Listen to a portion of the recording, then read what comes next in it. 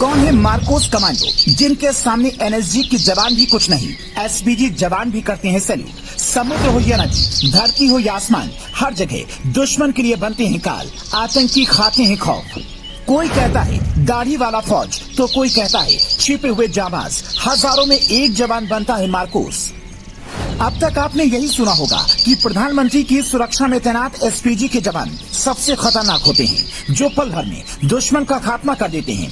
NSG के जवानों की बहादुरी के किस्से भी आपने सुने होंगे, लेकिन हम जिन कमांडोज का किस्सा आपको बताने जा रहे हैं वो है मार्कोस कमांडो, जिनकी ट्रेनिंग एसपीजी और एनएसजी के जवानों से भी हार्ड होती है। एनएसजी की ट्रेनिंग 14 महीने में पूरी हो जाती है, एसपीजी को 3 महीने की ट्रेनिंग मिलती है, जबकि मार्कोस कमांडो को पूरे 3 साल नरक जैसी जिंदगी बितानी पड़ती है। टीचर में हाथों में वजन लेकर दौड़ लगानी पड़ती है, 11 किलोमीटर की ऊंचाई से कूदना होता है, हालो और हाहो नाम की खतरनाक ट्रेनिंग से गुजरना पड़ता है, नरक जैसे माहौल में रहकर खुद को दिखाना पड़ता है। सोना छोड़िए, पानी और खाना सब कुछ लिमिटेड मिलता है, क्योंकि उन्हें पूरा करना होता है देश के लिए सबसे बड़ा मिशन।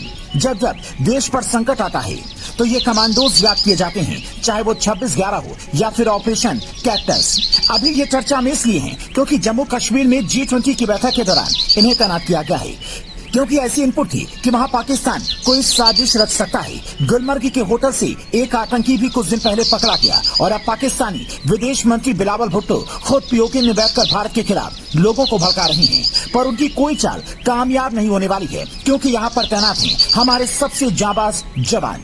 ये तस्वीर डल झील की है, जहां हर मोर्चे पर आपको ये कमांडोज नजर आ रहे होंगे। इनकी खासियत ये है कि समुद्र में बिना ऑक्सीजन के लड़ाई लड़ सकते हैं, नदी में पानी की धार कितनी भी तेज हो वहां दुश्मन को मात दे सकते हैं, सामने वाले के पास हथियार कितना भी आधुनिक हो उसे सबक सिखा सकते हैं, और पानी से बाहर निकलिए तो धरती और आसमान से भी अपना युद्ध कौशल दिखा सकते हैं। अब आप सोच रहे होंगे ये कमांडो बनते कैसे हैं, इन्हें सैलरी कितनी मिलती है और इतनी हार्ड ट्रेनिंग कैसे पूरी कर लेते हैं, तो एक एक कर सबको जानते हैं। ये दुनिया की सबसे खतरनाक कमांडोज में से एक हैं। ये इंडियन नेवी की एक यूनिट है जिसका पूरा नाम था मरीन कमांडोज फोर्स, मतलब समुद्र में लड़ने में इन्हें महारत हासिल है। हालांकि इन्हें ट्रेनिंग जल, जमीन और आकाश तीनों की दी जाती है। साल 1987 में सिर्फ 3 लोगों से इसकी शुरुआत हुई थी, अभी इनकी संख्या 2000 के आसपास है। इनकी ट्रेनिंग आपकी सोच से भी कठिन है, इसके लिए वही आवेदन कर सकता है जो 20 साल की उम्र में भारतीय सेना में भर्ती हो चुका हो। अब अगर आपने आवेदन कर भी दिया है तो पहले फिटनेस टेस्ट और परीक्षा पास करनी होती है। 90% उम्मीदवार यहीं से बाहर हो जाते हैं और अब बारी आती है 5 हफ्ते की कठिन ट्रेनिंग, जिसमें ना तो ढंग से सोने का टाइम मिलता है न खाने का। जो बर्दाश्त करता है उसे फिर 3 साल की ट्रेनिंग के लिए चुना जाता है, और वहां तक पहुंचते पहुंचते काफी कम लोग बचते हैं। अब इतनी कठिन तपस्या जो करेगा उसका रिजल्ट कैसा होगा वो आप खुद ही सोच लीजिए।